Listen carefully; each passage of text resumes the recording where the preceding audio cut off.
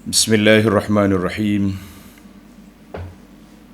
Alhamdulillahi rabbil alamin, wassalatu wassalamu ala rasuli rabbil alamin, nabiyyina wa habibina wa qudwatina Muhammad ibn Abdillah wa ala alihi wa sahbihi wa man sara ala nahjihi wa ihtada bihadihi wa istanna bisunnati ila yaumiddin, amma ba'du. Muslimin dan muslimat, para jemaah, para pelajar sekalian, Assalamualaikum warahmatullahi wabarakatuh. Alhamdulillah, syukur kita kepada Allah Azza wa Jalla kerana pada pagi ini Rabu 27 hari bulan 1 2021 bersamaan dengan 14 Jumadah Tsaniyah 1442, kita dapat mulakan pengajian kita dalam tafsir Suratul Hijri. Surah Al-Hijri. Suratul Hijri, surah yang ke-15. Ayat yang pertama dia duduk dalam juzuk yang ke-13. Ayat yang kedua masuk juzuk yang ke-14. Kerana itu kita tengok di tafsir Pimpinan Ar-Rahman, dia tulis juzuk yang ke-14. Para jemaah yang ada tafsir pimpinan, muka surat 494, yang Jawi punya versi 494. Kita baca 2-3 ayat, kemudian kita pergi ke muqaddimah, pengenalan surah. A'udzu billahis samii'il 'aliim minasy syaithaanir rajiim. Bismillahirrahmanirrahim. Alif Lam Ra. Tilka ayatul kitabi wa Qur'anim mubin. Rubama yawaddu alladhina kafaru law kanu muslimin. ذرهم يأكلوا ويتمتعوا ويلههم الأمل فسوف يعلمون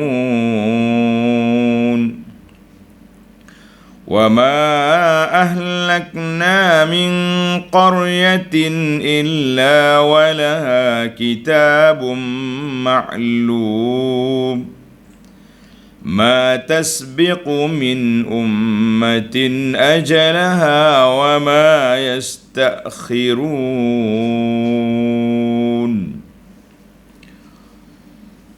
Itu 5 ayat di awal suratul Hijri. Kemudian kita undur satu muka surat 493, muqaddimah suratul Hijri. Al-Hijri, bahasa Arab ni, satu rumah banyak tingkap. Kita kata hijr, ha jim ra, hijr, nama tempat. Kalau kata hajarun, nama batu. Tengok. Itu dia. Itu maknanya rumah dia tu letak baris lain, makna lain. Masya-Allah, tabarakallah. Tapi dalam maksud kita di sini Al-Hijri. Al-Hijri. Tengok dia punya muqaddimah. Surah ini diturunkan di Makkah. Wa naqala al-ijma' ala zalika ghairu wahid min ahli al-ilm. Maknanya ramai ulama-ulama tafsir mengatakan surah ini Makkiyah. Apa makna Makkiyah? Diturunkan di Makkah sebelum Nabi kita berhijrah. Ada sedikit perbahasan waqilah, ada juga celah Kita kalau kita belajar dalam kitab Waqilah, mana ada satu pandangan, ada orang kata, maksud dia begitu. Surah ini Makkiyah illa ayatan wahidah madaniyah. Ayat mana? Walaqad atainaka sab'am minal mathani wal Qur'anal azim. Ayat 87 dikatakan ini madaniyah. Wallahu alam. Kita pun tak nak berhenti lama di Makki Madani, yang pentingnya secara keseluruhannya Makkiyatun. Mengandungi 99 ayat. 99 ayat. Tasmiyatus surah. Ini kita bincang. Nama surah ini, nama dia Al-Hijr. Ambil di mana? Tanda tuan-tuan. Al-Hijri perihal penduduk negeri Al-Hijr. Di mana negeri Al-Hijr ini? Dinamakan Suratul Hijr kerana peristiwa mengenai kaum Samud, penduduk tempat itu, penduduk negeri. Itu disebutkan pada ayat-ayat 80. Walaqad kazzaba ashabul hijril mursalin, sehingga ayat 84. Baru jumpa tuan. Macam baru ni surah Ibrahim, akhir baru jumpa tasmiyah. Dan dia ni termasuk dalam surah Alif Lam Ra. Maka diberi nama kepada Nabi ataupun negeri tempat Nabi itu pergi. Yang ni, surah ini negeri. Suratul Hijri, negeri tempat itu. Tempat kaum Samud. Siapakah Nabi mereka? Siapa dia tahu nama Nabi dia, tulis. Nabi Saleh. Kaum Ad, Nabi dia Hud. Allahu Akbar. Yang lain-lain dia ada nama Nabi, nama dia sendiri dia. Kaum Nuh, kaum Ibrahim kan. Cuma Nabi Musa ada Bani dia, Bani Israel, ada Qibti. Baik. Wa qad waradat ba'dul athar, tersebut dalam beberapa asar riwayat yang menyebutkan nama surah ini Suratul Hijri. Sebagaimana disebut oleh para ulama tafsir. Di antaranya Ibnu Mardaweh An-Nahas daripada Ibnu Abbas radhiyallahu anhuma menyebutkan nama ini Suratul Hijri. Alhamdulillah.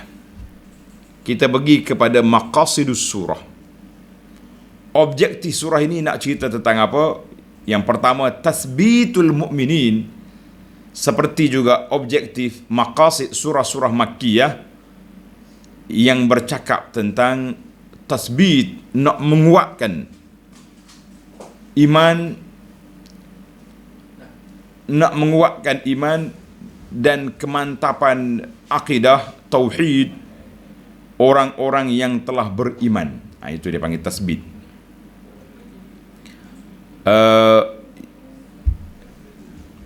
Yang kedua, ibrazu tabi'atil kafirin al-mukazzibin, nak menzahirkan kerenah perangai tingkah laku puak-puak kafir yang suka mendustakan nabi-nabi alaihi wassalatu wassalam dan sebab-sebab pendustaan mereka, dan akhir kesudahan yang sangat menakutkan, iaitulah mereka akan dibinasakan oleh Allah Azza wa Jalla. Ini di antara maqasid. Kemudian tengok dalam pimpinan intisari kandungannya. Panjang sekali, satu muka penuh. Kita baca secara sepintas lalu tanpa huraian. Intisari kandungannya menegaskan tentang kebenaran Al-Quran. Dia mula dengan kebenaran Al-Quran. Tilka ayatul kitabi wa Qur'anim mubin.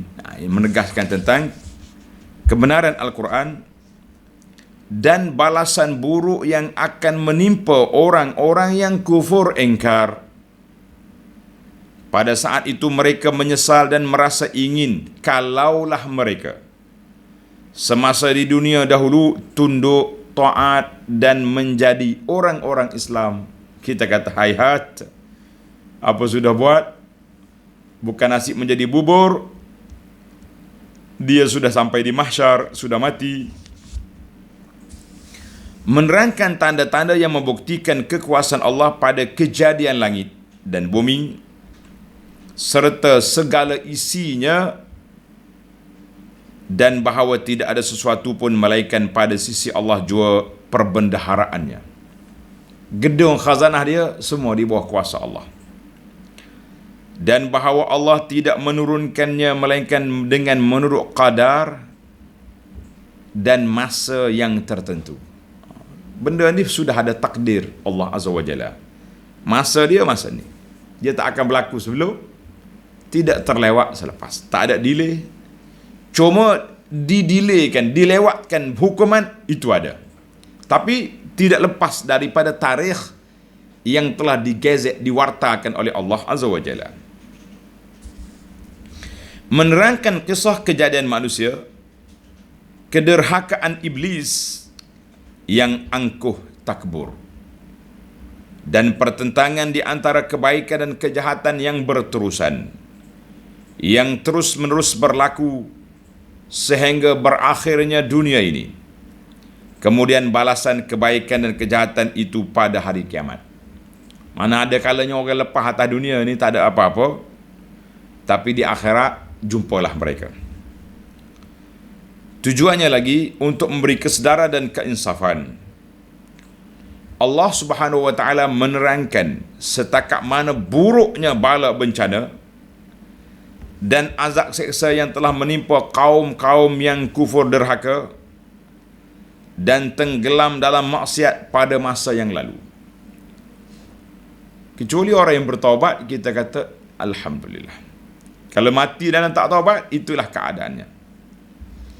Dalam hal ini diceritakan secara khusus perihal kaum Lut. Tengok dia guna nama Nabi dia, kaum Lut. Penduduk kampung Aikah di negeri Madian, serta penduduk Al-Hijr, kaum Samud di kampung mereka Al-Hijr. Sekarang ini dia panggil Al-Ula ataupun Madain Saleh. Oleh kerana pada suatu masa dalam zaman Nabi, orang-orang Islam di Madinah tidak senang hati melihat barang-barang dagangan yang banyak dibawa dari luar oleh orang-orang kafir ke situ. Maknanya puak-puak geng export import ni duduk di tangan puak-puak Yahudi, toke dia. Maka turunlah firman Allah Ta'ala ayat 88 dan ayat-ayat yang berikutnya yang ditujukan kepada Nabi Muhammad sallallahu alaihi wasallam, tetapi bertujuan mengajar umatnya. Begitulah banyakkan ayat yang ditujukan Nabi untuk kita umat. Kecuali yang Allah Ta'ala sebut khassatan laka min dunil mu'minin, khas untuk engkau ya Muhammad sallallahu alaihi wasallam. Kenapa? Apa yang kita nak ajar dalam ayat ini? Supaya janganlah mereka terharap-harap dan menaruh hati semata-mata kepada harta kekayaan seperti yang ada pada orang-orang kafir itu. Mu tak usah duduk nampak celek mata sangatlah ke benda dunia ni. Kerana Allah Ta'ala telah mengurniakan kepada umat Islam kitab suci Al-Quran Al-Karim yang lebih besar daripada segala jenis harta, kekayaan dan kesenangan. Harta habis gitu ya. Makan-makan sedap pergi ke tandas, kan? Begitu sampah. Oleh itu, hendaklah orang-orang Islam menurut ajaran Al-Quran dengan sepenuhnya supaya mereka dapat menikmati kesenangan dan kebahagiaan yang sebenar-benarnya, bukan sahaja di dunia, bahkan juga di akhirat kelak. Kita letak situ. Setelah itu Allah Ta'ala menerangkan nikmatnya yang besar itu yang diberikan kepada Nabi Muhammad sallallahu alaihi wasallam dan umatnya itu 7 ayat. As-sab'ul mathani, iaitulah surah Al-Fatihah yang menjadi intisari Al-Quran, yang diulang-ulang bacaannya dalam salat, serta diberikan Al-Quran seluruhnya, yang amat besar kemuliaan dan faedahnya, sebagai panduan hidup, dan dijamin pula pemeliharaannya dari sebarang perubahan selama-lamanya. Lalu diperintahkan supaya baginda sallallahu alaihi wasallam menyampaikan secara berterus terang apa yang diperintahkan kepadanya, dan janganlah ia menghiraukan bantahan dan tentangan kaum kafir musyrik yang tidak putus-putus menyekat dan menghalangnya, bagi menghapuskan perasaan duka cita yang dialami oleh Nabi sallallahu alaihi wasallam disebabkan gangguan musuh-musuh Islam. Allah Subhanahu wa taala perintahkan baginda supaya ia sentiasa merayu kepada Allah dan tetap mengerjakan salat dan amal-amal kebajikan selagi hayat dikandung badan, kerana Allah jualah yang berkuasa menyelamatkannya dan membalas kejahatan golongan yang engkar itu. Jadi alhamdulillah, itu muqaddimah surah, ataupun disebut dengan nama intisari surah yang mubarakah, yang diberkati ini, insya-Allah. Baiklah para jemaah sekalian, kita masuk ke perbincangan ayat. Kita masuk ke perbincangan ayat, di mana ayat ini suratul Hijri, surah yang ke-15, mengandungi ayat 99 ayat. Dia pendek. Kita pergi kepada tafsir ayat. Bismillahirrahmanirrahim. Ingatlah para jemaah sekalian, bila kita mula di awal surah, maka kita mula dengan a'udzubillahi minasyaitanirrajim, kemudian bismillahirrahmanirrahim. Kalau kita mula di tengah surah, kita pergi kepada a'udzubillahi minasyaitanirrajim, terus kepada ayat. Itu kaedah membaca Quran. Ada orang tanya, salah kok kan saya baca bismillah? Kita kata jangan duk kira macam itulah. Siapa dia kata baca bismillah tu salah. Tapi dari sudut peraturan adanya, fasta'iz billah, bermula dengan a'udzubillahi minasyaitanirrajim. Sebab apa? Kita minta berlindung dengan Allah Ta'ala daripada gangguan syaitan. Sekarang ni aku nak baca Quran ni, syaitan pun jangan kacau aku. Kita ni kadang-kadang baca Quran tapi hati lara, hati lalai, tak ingat, sehingga kita pun tak tahu kita break di mana. Contohnya kita tengah baca Quran, tiba-tiba baca Quran dengan handphone lah, contoh dengan Quran musahan, tak apalah dia berhenti situ. Ada orang cakap, sudah tu kita pun tak tahu ayat berapa kita berhenti. Maknanya sampai begitu sekali keadaan kita tak tersedar, tak peka, tak tahu apa yang kita baca. Lah, kita tahu kita berhenti di sini tadi. Kata nak ulang balik pula. Allahu Akbar. Ini betapa jauhnya hati kita dengan isi kandungan Quran. Itulah yang kita nak hari ini. Allah Ta'ala ajar kepada kita, bila kamu baca Quran, fasta'iz billah, minta pelindung dengan Allah Ta'ala daripada syaitan dulu, supaya syaitan tak mari, tak kacau kita. Banyak gangguan dia ni. Sama ada kita baca, kita tak faham, kita baca dalam keadaan lara, ataupun kita baca bukan kerana Allah. Na'udzubillah. Baca Quran untuk apa tu? Nak sedapkan suara, sedapkan lagu. Kenapa hari ni baca Quran sungguh tak ayah ni? Sebab orang upah saya.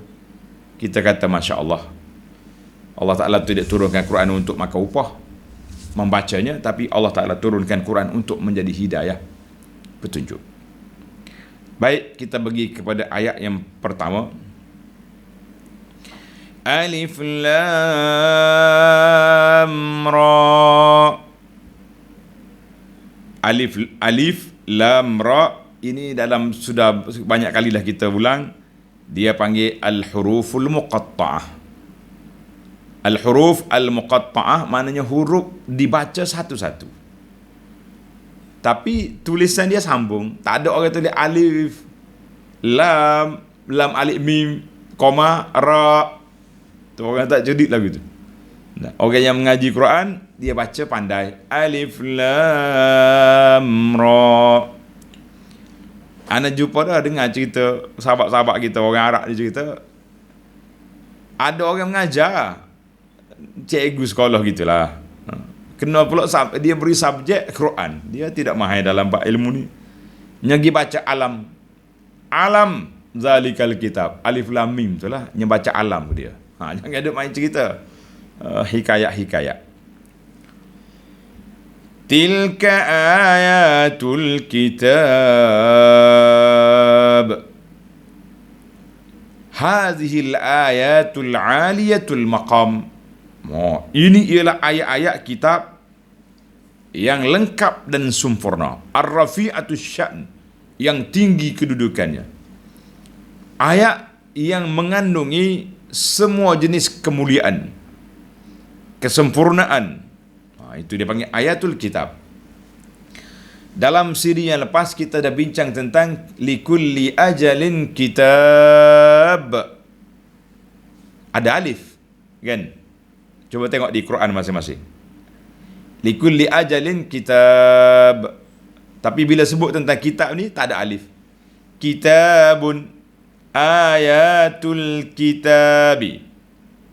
Jadi kata kitab, kalau kitabnya bab ilmu, dia tak ada alif. Kalau bab sudut amali, likulli ajalin kitab, setiap tempoh ajal itu ada suratan yang telah menulisnya. Ada alif. Kata di sebagai ulama tadabbur, dia kata bezanya hak tu amali, yang ni ilmi. Wallahu alam. Itu perbahasan para ulama yang menarik, yang kita korek-koreklah setakat mana yang kita mampu untuk diberi maklumat kepada para jemaah sekalian, biar kita merasa kemanisan mengunyah tamar seperti yang dibandingkan oleh Nabi sallallahu alaihi wasallam tentang Al-Quran itu. Yang kedua, wa Qur'anim mubin, dan Al-Quran yang memberi penjelasan. Jadi Quran ini, Quran azim yang agung ini, wadih, yang jelas, i'jazuhu lil khalqi. Apa nak i'jaz? Dalam Quran dia ada dua perkara. Dia panggil i'jazul Quran. Alif, ain, jim, alif, zai. I'jaz. Ia ni semua orang kata Quran tu mu'jiz, melemahkan orang lain nak tiru dia. Fakta dia melemahkan orang lain nak challenge, nak cabar dia. Tidak ada challenge. Kalau orang ni challenge Al-Quran, kita kata insya-Allah dia akan masuk Islam. Silalah kalau berani. Mana dia challenge, mana dia cabar, dia kaji. Kalau challenge duk main melawan tepi jalan, tak dia tu tak jadi apa. Dia panggil ahlus suqah. Ini orang pasar yang dia tak boleh lawan, kan? Satu lagi dia panggil majazul Quran. Ini khilaf di kalangan ulama. Ada kata ulama kata tak ada majaz dalam Quran, ada kata ada majaz. Yang kata tak ada majaz tu dia kata uslub Arabi. Panjanglah khilaf. Daripada anak duduk belajar dulu. Di pertemuan di Madinah ni, yang ni kata majaz, yang ni tak ada majaz. Kita duduk dalam kelas kuliah pada masa tu pening. Tapi alhamdulillah, bila berlaku khilaf pandangan itu menceriakan minda kita. Arab kata syahdu zihin, menggerakkan pemikiran kita untuk berfikir, untuk mengkaji. Ada majaz ke? Tak ada majaz. Yang kata tak ada majaz, ada uslub Arabi. Uslub Arabi itu majaz. Akhir sekali pusing mari kat situ juga. Baik. Kerja Al-Quran ni mu'jiz, i'jaz, muzhir lil haqa'iq, menserlahkan, menzahirkan kebenaran-kebenaran, fakta-fakta, bi ahsani bayan, dengan penjelasan yang cukup menarik. Siapa dia baca Quran, dia faham, dia akan terperangkap dengan i'jazul Quran. I'jazul Quran. Tapi kalau baca Quran tak tahu apa, mungkin kita tak rasa apa-apa. Kita tak rasa kemanisannya. Sebab nak rasa satu benda tu manis, biarlah kita merasai, menjiwai. Macam kita makan benda-benda. Makan benda-benda yang mahal, yang sedap-sedap. Kalau kita makan, kita tahu benda, sedap tak sedap. Sudah makan nanti. Ni orang kata ikan kelah. Oh, mahal ni, kelah ori ni. Dah, ambil dalam sungai, bukannya main-main kolam. Kita makan, orang tak tahu apa. Ingat ke ikan biasa makan, ngak makan. Sudah makan. Balik rumah kata, engkau makan tu ikan kelah tu, berapa sekilo tu? 100. Oh, tak seragam apa. Orang Kelantan tak seragam. Sebab kita tidak tahu. Tapi kalau orang tahu berapa harga, masa nak bayar tu dia sendiri yang timbang bayar, berapa dia punya harga sudah dibayar, masak pula di kedai yang orang panggil special, menu yang di khas, kita nak makan pun berasa sedap. Allah, 2-3 kali bismillah dah, bismillah, masya-Allah sedap. Sebab kita tahu nilai. Orang yang tahu nilai Quran, barulah dia akan menjiwai Al-Quran itu. Dia akan rasa betapa tingginya nilai Al-Quran yang telah Allah Ta'ala turunkan kepada Nabi SAW sebagai anugerah kepada umat ini. Kita dapat kitab yang paling agung, wa Quranum mubin. Masya Allah, tabarakallah. Baik para jemaah sekalian, itu tamatlah kita juzuk yang ke-13. Sekarang ni kita masuk juzuk yang ke-14, bermula daripada ayat 2. Rubama yawaddu alladhina kafaru law kanu muslimin. Allahu Akbar. Rubama yawaddu alladhina kafaru law kanu muslimin. Rubama, ada masanya. Ada masa apa? Orang-orang yang kafir merasa ingin kalaulah mereka telah menjadi orang-orang Islam. Bilakah masa itu? Masa puak kafir nak menjadi orang Islam tu bila? Tengok dalam tafsir. Kata di Imam Asy-Syaukani dalam tafsir dia, wa kanat hadhihi al-wadadah, cita-cita ini, angan-angan ini, inda mautihim, ketika dia nak mati. Allahu Akbar. Ataupun pada hari kiamat. Dua, manusia ini bermula menyesal bila lamman kasyafa lahumul amru, apabila telah terdedah di hadapan mereka keadaan sebenar dan telah nyata betapa batilnya ajaran i'tiqad, ideologi yang mereka pegang. Yang betulnya, inna dina indallah al-Islam. Maka ketika itu mereka bercita-cita, mereka berangan-angan, mereka berkhayal, lau kanu muslimin, kalau aku dulu jadi orang Islam, kalau aku dulu ikut Nabi, kalau aku ikut duduk seruan dakwah yang dibawa oleh pendakwah-pendakwah Islam, kalau tak ada apa dah lah. Kata orang Hazalut, la tusminu wa la tughni min ju', itu bahasa Arab. Tak kenyang, tidak menghilangkan lapar, bal hiya limujarradi tahassuri wat tanaddub. Allahu Akbar. Allah Taala gambar di sini semata-mata penyesalan, semata-mata keluhan, dia duk cerca diri dia sendiri, kenapalah aku. Itu satu pandangan. Ada juga pandangan yang mengata cita-cita ini orang kafir apabila dia tengok keadaan orang Islam besok. Ada yang mengatakan kita orang beriman ni, insya-Allah, kalaulah kita kata na'udzubillah, kalaulah kita terjebak dengan maksiat, derhaka kepada Allah Azza wa Jalla, maka dia panggil usatul muwahhidin, orang ahli tauhid yang maksiat, yang derhaka. InsyaAllah setelah dibakar dalam neraka, mereka akan dikeluarkan. Mereka akan dikeluarkan. Pada ketika itu, bila dia tengok, keluar ada puak-puak ni, sedihnya aku, nak kata apa? Jadi macam-macam. Bila dia tengok, kan dia duduk buah besar atas dunia dulu. Mana kau kata ada hari akhirat? Bila dia perli pada orang Islam, tapi dia masuk, ada setengah tu orang kafir dalam neraka, orang Islam pun dalam neraka juga sebab dia usah, dia derhaka. Oh, jumpa balik dalam neraka dengan geng kafir dia dulu. Kau kat sini ya?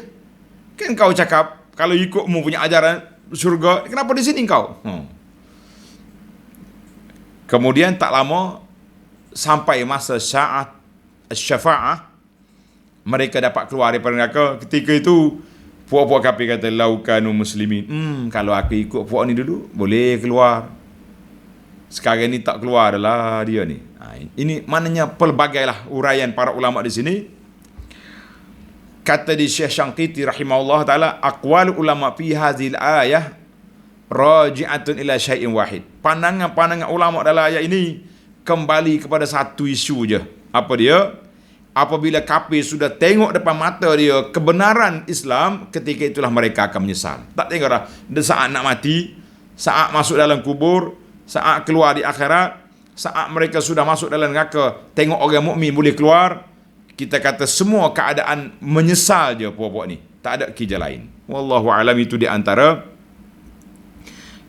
penjelasan ayat yang kita baca ini, kita kata alhamdulillah, Allahu akbar. Dalam riwayat hadis daripada Saleh bin Abi Tarif, tanda sikit.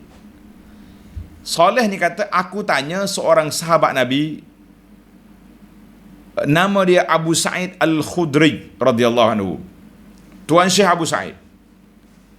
Tuan ni sahabat Nabi. Adakah tidak tuan dengar daripada Nabi sallallahu alaihi wasallam menghuraikan tentang ayat ini?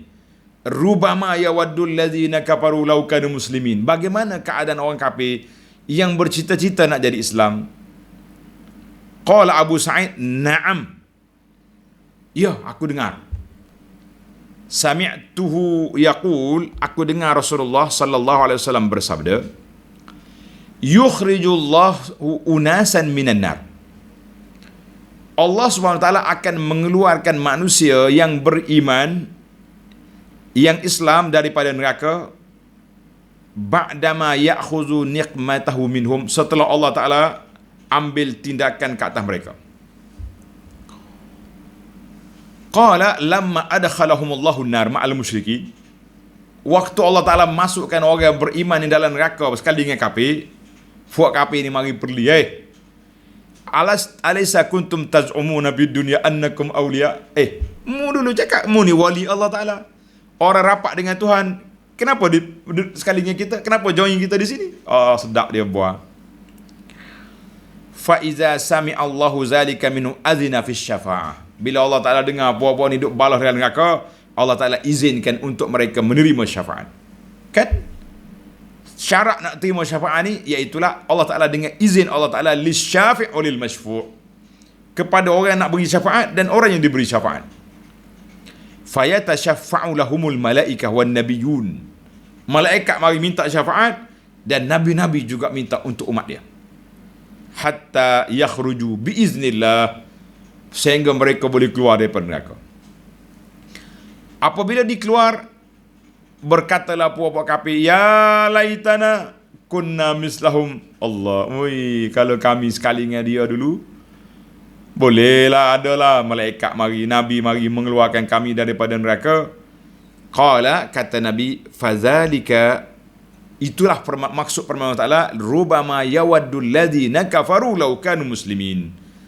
Hadzal hadis rawahu Ibnu Hibban wal lafzu lahu wat Tabarani fil Awsat wa sahahahu Syekh Syuaib fi tahqiq Sahih Ibn Hibban. Alhamdulillah. Satu lagi riwayat daripada Ibnu Abbas radhiyallahu anhuma,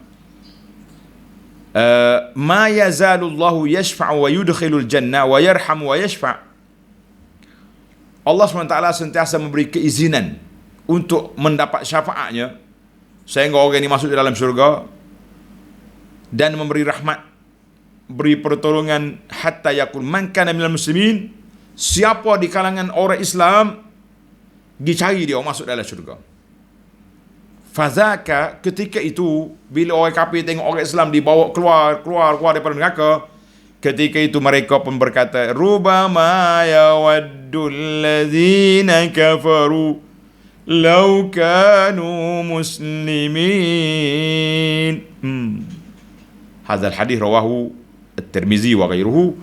Kita mengatakan insya-Allah kita berdoa kepada Allah tak mau masuk neraka. Saya dah nasihat berulang kali. Bila kita baca ketika ayat wala sadiqin hamim, kami ni tidak ada kawan rapat.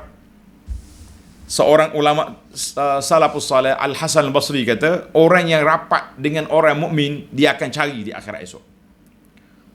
Cari-cari dalam syurga tak jumpa, maka mereka minta syafaat dengan Allah Ta'ala nak pergi cari dalam neraka. Ketika itu mereka bawa keluar daripada neraka. Jadi ramailah orang tulis, kat saya pun ada juga orang tulis WhatsApp, tulis di wall Facebook pada, Ustaz, kalau tak jumpa saya tolong cari ya. Kata tak jumpa kat mana? Tak jumpa dalam syurga. Kita kata la haula wala quwata illa billah. Kenapa kamu mengguna ayat negatif? Aku nak pergi neraka, kalau tak jumpa dalam syurga cari. Kita kata jangan. Ayat seperti ini ayat negatif dia panggil. Kita nak ayat positif. Abu Anas kata sambil-sambil gurau, semua benda lain kita nak positif kecuali COVID. COVID tak mahu dah. Kalau kena COVID pun nak positif, sudah. Ambulans mari ambil depan tangga. Terkurunglah kita 2 minggu di hospital ataupun 10 hari. Habis anak-beranak pakai gelang warna pink. Kita kata nas'alullah salamatu wal afiyah. Ayat ini ayat negatif. Kenapa kita nak suruh cari dan neraka? Kenapa? Patutnya kita wasiat kepada ustaz-ustaz, syekh-syekh yang kita sayang, syekh, doakan saya untuk bersama-sama dalam syurga. Itu ayat yang baik. Jangan duduk, kalau tak jumpa cari, nampak happy sangat awak ni, kenapa? Berasa minat sangat nak pergi masuk dalam neraka? La haula wala quwata illa billah. Penceramah-penceramah ada juga buat tajuk khas. Kalau tak jumpa saya cari ya. Tajuk ceramah, tak jumpa saya di syurga cari di neraka. Kita kata kenapa sangat? Kenapa happy sangat nak pergi neraka ni? La. Jangan duk bercita-cita nak masuk neraka. Kita nak berwasiat juga pesan. Ustaz, doakan semoga-moga kita mati husnul khatimah. Kita jumpa balik dalam syurga. Ayat positif. Jangan duk bergurau dengan neraka ni. Orang tak bergurau dengan neraka. Lepas tu lah orang kalau SMS kat saya, WhatsApp dengan saya minta macam ni ayat, saya akan bagi tazkirah, tuan jangan bercita-cita nak masuk neraka. Saya pun tak bercita-cita nak cari tuan dalam neraka. Kita sama-sama berdoa husnul khatimah. InsyaAllah kita semua ke syurga. Tengok kita pergi kepada ayat yang ketiga. Zarhum ya'kulu wa yatamatta'u wa yulhihimul amal fasawfa ya'lamun. Allahu akbar.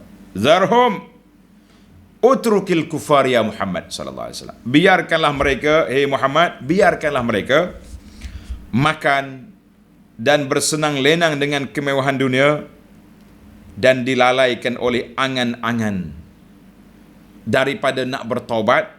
Insaf maknanya bila kehendak Allah Ta'ala sebut kepada Nabi macam ni? Adakah Nabi kita tak payah berdakwah? Adakah Nabi kita tak perlu tazkirah? Tak perlu ajak mereka mari kepada Islam? La. Ini bila kata di Al-Alusi yulhihimul amal. Maknanya bila kita sudah beri nasihat, kita beri tazkirah, kita sudah straight dakwah, sudah sampaikan, tapi mereka tak mau juga. Mereka tak mau juga, nak juga benda karut macam ni. Maka kita kata zarhum ya'kulu wa yatamatta'u. Biarkanlah mereka itu makan, minum, mentah ke darah kata orang, kan? Tapi ingat, fasawfa ya'lamun. Yulhihimul amal. Angan-angan dialah yang akan merusakkan mereka, melarakan mereka. Fasawfa ya'lamun. Kemudian mereka akan mengetahui kelak bencana perbuatan mereka itu. Atas dunia ni dia relax-relax, kan? Tapi di akhirat esok dia akan tahu apa yang akan terjadi. Allahu Akbar. Kata di Al-Imam Al-Qurtubi rahimahullahu ta'ala, dia kata haqiqatul amal, hakikat amal itu apakah maksud cita-cita, panjang angan-angan ini apa maksud dia? Hakikatnya al-hirsu ala dunia, tanda. Orang yang panjang angan-angan ni, mereka sangat loba, sangat tamak, sangat gemar untuk meraih kehidupan dunia. Walinkibabu alaiha, dan sangat-sangat bersemangat untuk mendapat harta. Halal haram tak peduli. Wal hubbu laha, dan sangat cinta kasih kepadanya. Wal i'radu anil akhirah, i'rad anil akhirah, dan mereka berpaling daripada mengingati akhirat. Itulah di antara keadaan mereka. Baik, para jemaah sekalian, ini kata di siapa? Al-Qurtubi mengatakan hakikat al-amal. Kata di imam lain pula, di antaranya al-imam, hakikat amal itu Al-Hasan al-Basri tulis kata-kata Hasan Basri ini, ma atala abdun al-amal illa asa al-amal. Yang pertama dengan alif, ma atala abdun al-amal illa asa al-amal. Tidaklah seorang hamba itu memanjangkan angan-angan dia, khayalan dia, kecuali dia akan merusakkan amalan dia. Buat apa amal banyak-banyak kan? Apa amalan banyak-banyak, kita panjang masa lagi, maka itu akan merusakkan mereka sendiri. Baiklah para jemaah sekalian, kita pergi pada ayat yang keempat. Wa ma ahlakna min qaryatin illa walaha kitabum ma'lum. Dan tiadalah kami binasakan penduduk sebuah negeri, melainkan ada tempoh baginya yang tertentu, yang sudah termaklum. Mana mereka akan binasa dengan tempoh yang tersebut. Jadi mereka, orang-orang dulu, sudah pun dibinasakan oleh Allah Azza wa Jalla. Kata Ibnu Katsir, ayat ini memberi peringatan kepada ahli Mekah, munduk tengok tanah, mengembara sini, berjalan sana sini, tapi kamu lupa tentang kebinasaan. Masa sudah ada. Ayat yang terakhir yang kita baca di sini, ma tasbiqu min ummatin ajalaha wa ma yastakhirun. Sesuatu umat itu tidak dapat mendahului tempohnya yang telah ditentukan oleh Allah, dan tidak pula dapat mengundurkannya. Maknanya masa sudah tetap, tempoh ajal telah disebut oleh Allah Azza wa Jalla. Kita likulli ajalin kitab, kita pun tak boleh lari lagi lah. Baiklah para jemaah sekalian, ayat ini menjadi peringatan kepada puak kafir, selalah atas dunia ni, tapi takziah kepada orang yang beriman supaya kita jangan ambil, walaupun kita tak seronok, tak suka, tapi kita jangan bimbang, mereka juga akan menyesal di akhirat nanti. InsyaAllah para jemaah sekalian, kita akan sambung lagi perbincangan kita dalam ayat yang ke-6 dalam sedia akan datang. Subhanakallahumma wa bihamdika asyhadu an la ilaha illa anta astaghfiruka wa atubu ilaih. Wa sallallahu ala nabiyyina Muhammad wa ala alihi wa sahbihi ajma'in. Walhamdulillahi rabbil alamin. Wassalamu alaikum warahmatullahi wabarakatuh.